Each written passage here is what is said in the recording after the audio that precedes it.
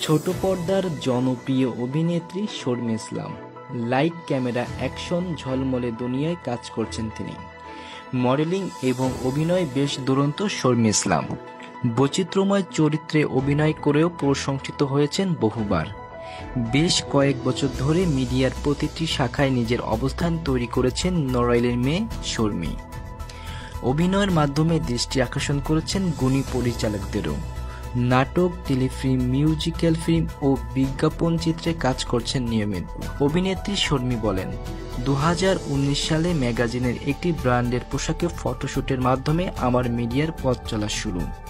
প্রথম নাটকে কাজ ছিল লিটু করিমের পরিচালনায় অন্তরালে বিষাদ। এরপর বিজ্ঞাপন সহ একের পর এক নাটক, টেলিফিল্ম, ওয়েব সিনেমা, স্বল্প দৈর্ঘ্য চলচ্চিত্র সহ অনেক কাজ করা হয়েছে। তিনি আরও জানান, সিনেমার অফার আসছে, কিছু গল্প পছন্দ না হওয়ার কারণে একটু সময় নিচ্ছি। ইনশাআল্লাহ আমার গল্প পছন্দ হলে এবং ব্যাটে বলে মিললে যে কোনো সময় সিনেমাতে কাজ করব।